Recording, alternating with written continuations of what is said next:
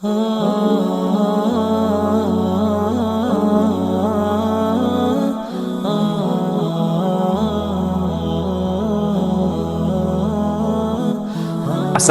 warahmatullahi wabarakatuh. Sobat beriman yang dimuliakan Allah. Alangkah lebih baik jika sahabat sekalian bantu support channel ini dengan cara like, komen, dan subscribe. Semoga kita selalu dalam keadaan sehat walafiat, dilapangkan rezeki, juga dimudahkan segala urusannya. Amin ya Robbal Alamin. Al-Baqarah adalah surat kedua di dalam Al-Quran yang memiliki 286 ayat, 6.221 kata, dan 25.500 huruf, menjadikan Al-Baqarah sebagai surat terpanjang di dalam Al-Quran. Al-Baqarah sendiri memiliki arti sapi betina. Kisah ini berlatar belakang di masa dakwah Nabi Musa alaihissalam kepada kaum Bani Israel. Ketika itu ada seorang yang sangat kaya dari kaum Bani Israel. Orang ini sudah berusia tua dan tidak memiliki anak. Artinya, ketika ia meninggal dunia nanti, ahli warisnya adalah saudara-saudaranya. Tidak ada riwayat yang menyebutkan nama laki-laki tua ini.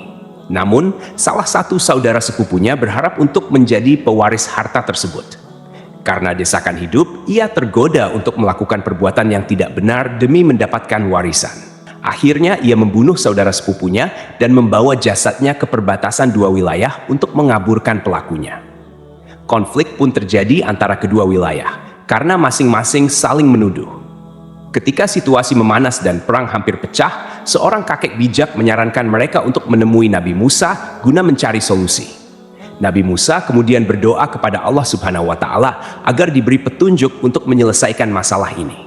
Allah memberikan wahyu kepada Nabi Musa agar mereka menyembelih seekor sapi betina sebagai bagian dari solusi untuk menemukan pelaku. Awalnya, kaum Bani Israel merasa bingung dan heran dengan perintah ini. Tetapi Nabi Musa menegaskan bahwa ia hanya menyampaikan perintah Allah dan tidak bermaksud main-main. Akhirnya, mereka mengikuti perintah tersebut, dan melalui mukjizat Allah, pelaku pembunuhan pun terungkap. Dari sini timbul pertanyaan, kenapa harus sapi? Bukankah bisa dengan hewan lainnya seperti kambing atau unta? Para ulama mengatakan bahwa di dalam hati orang-orang Bani Israel ketika itu masih ada kecenderungan menuhankan sapi. Sebagaimana kisah yang diceritakan, Samiri pernah membuat patung sapi untuk menggantikan Allah Subhanahu wa Ta'ala. Setelah diperintahkan untuk mencari sapi betina oleh Nabi Musa, bukannya langsung mencari. Orang-orang Bani Israel malah menanyakan, mau sapi yang seperti apa? Mau yang bagaimana? Mau warna apa? Memang, teman-temanku, orang-orang Bani Israel ini terkenal suka membantah dan merasa sok pintar. Akhirnya, karena banyaknya pertanyaan dari mereka, Nabi Musa memberikan ciri-ciri yang sulit untuk sapi yang harus mereka cari. Nabi Musa berkata, carilah sapi betina yang tidak terlalu tua dan tidak terlalu muda, tidak terlalu kecil, dan tidak juga terlalu besar. Namun, bukannya langsung mencari, mereka malah menanyakan lebih detail tentang sapi itu. Mereka berkata, wahai Musa, berdoalah kepada Tuhanmu, mau seperti apa warna sapinya. Setelah mendapat petunjuk, Nabi Musa berkata, carilah sapi betina berwarna kuning pekat, tak ada warna lain kecuali kuning di seluruh tubuhnya. Jika ada orang yang melihat sapi ini, ia akan langsung suka. Karena sifat mereka yang terus membantah, akhirnya Allah benar-benar memberikan tugas yang sulit kepada kaum Bani Israel ini.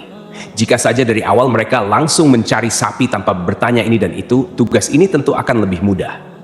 Akhirnya, penduduk Bani Israel mulai menyebar untuk mencari sapi yang dimaksud. Sobat beriman yang dimuliakan Allah, kita tahan dulu kisah ini. Kita beralih ke kisah yang lain. Ada sebuah keluarga yang hidup dalam kemiskinan. Sebelum meninggal dunia, ayahnya menginfakkan seluruh hartanya dan hanya menyisakan seekor anak sapi betina untuk anak dan istrinya. Artinya, satu-satunya harta mereka adalah sapi warisan ayahnya. Ketika anak ini tumbuh dewasa, ia sangat berbakti kepada ibunya. Setiap hari, anak ini pergi ke hutan untuk mencari kayu bakar, membawanya ke pasar, lalu menjualnya. Hasilnya ia belikan makanan untuk dirinya dan ibunya di rumah. Ia terus melakukan ini demi menyambung hidup.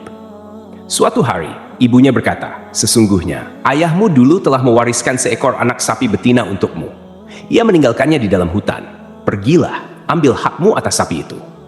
Akhirnya, pemuda ini memutuskan pergi ke hutan. Di sana, ia menemukan sapi warisan ayahnya, lalu membawanya pulang ke rumah. Sesampainya di rumah, ibunya berkata, "Engkau adalah orang fakir dan tidak memiliki harta. engkau kerepotan mencari kayu bakar di siang hari dan melakukan qiyamul lail di malam hari. Oleh karena itu, pergilah jual sapi ini di pasar dengan harga 3 dinar. Pemuda ini pun membawa sapi ke pasar untuk dijual. Ketika sedang menunggu pembeli, tiba-tiba datang seorang laki-laki. Di sini Allah sedang menguji hambanya yang saleh ini. Apakah ia amanah dalam menjalankan tugas dari ibunya? Allah mengutus seorang malaikat yang menyamar menjadi manusia. Laki-laki itu berkata kepada pemuda penjual sapi, "Wahai anak muda, engkau jual sapi ini berapa?" Pemuda itu menjawab, "Aku menjualnya dengan harga 3 dinar, dengan catatan ibuku meridhoinya." Lantas laki-laki itu berkata lagi, "Aku beli sapi ini dengan harga 6 dinar, tapi engkau tak perlu meminta persetujuan kepada ibumu. Kau ambil saja 3 dinar secara diam-diam, dan 3 dinar sisanya kau berikan kepada ibumu." Pemuda itu berkata, "Seandainya engkau memberikan emas sebesar sapi ini pun, aku tidak akan memberikannya kecuali dengan ridho ibuku." Kemudian pemuda ini pulang dan menceritakan kepada ibunya tentang harganya. Lalu sang ibu berkata, "Kembalilah ke pasar, juallah dengan harga 6 dinar berdasarkan ridho dariku." Pemuda itu pun kembali ke pasar, menemui malaikat yang menyamar sebagai pembeli tadi, dan berkata, "Ibuku menyuruhku menjual sapi ini dengan harga 6 dinar, tidak kurang dan tidak lebih." Tuan laki-laki itu berkata, "Saya akan membeli sapi ini dengan harga 12 dinar. Kau bisa ambil 6 dinar untukmu, dan 6 dinar sisanya kau berikan kepada ibumu tanpa perlu ibumu tahu harga sesungguhnya." Namun, pemuda ini tetap menolak tawaran tersebut. Ia pulang menemui ibunya dan menceritakan hal ini. Lalu ibunya berkata, "Sungguh, orang yang mendatangimu itu adalah malaikat dalam bentuk manusia yang diutus Allah Subhanahu wa Ta'ala untuk mengujimu. Jika ia datang lagi, katakan padanya, 'Apakah engkau memerintahkan kami untuk menjual sapi ini atau tidak?'" Pemuda itu pun berangkat lagi ke pasar. Ia bertemu lagi dengan malaikat yang menyamar tersebut dan menyampaikan pesan ibunya. Laki-laki itu berkata, "Jangan jual sapi ini sampai datang suatu hari nanti. Akan ada orang yang membelinya atas perintah dari Nabi Musa. Juallah sapi ini dengan harga emas seberat bobot sapi ini." Pemuda itu pun pulang dan memutuskan untuk tidak menjual sapi tersebut di pasar. Pada suatu hari, orang-orang dari Bani Israel datang hendak membeli sapi itu atas perintah Nabi Musa alaihissalam. Pemuda itu berkata, "Silakan Tuan, aku menjual sapi betina warisan ayahku ini dengan harga emas seberat bobot sapi ini."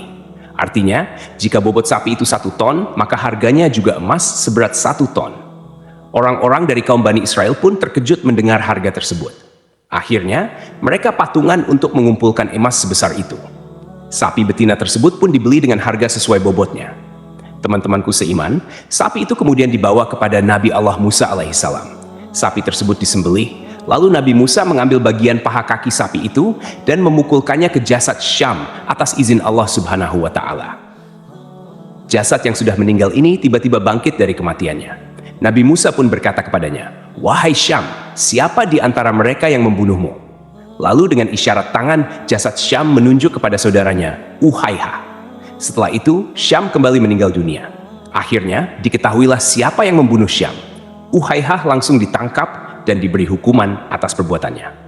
Akhir kisah, ada riwayat yang mengatakan bahwa pemuda saleh yang tiba-tiba kaya raya tadi menikah dengan istri dari Syam, seorang pedagang kaya raya.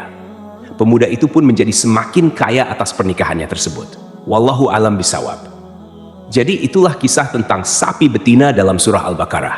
Semoga kisah ini bermanfaat. Lebih dan kurangnya mohon dimaafkan. Yang benar datangnya dari Allah Subhanahu wa Ta'ala. Sedangkan khilaf atau keliru datangnya dari saya pribadi sebagai manusia biasa. Sampai jumpa di kisah-kisah seru dan penuh makna selanjutnya. Saya akhiri. Wassalamualaikum warahmatullahi wabarakatuh.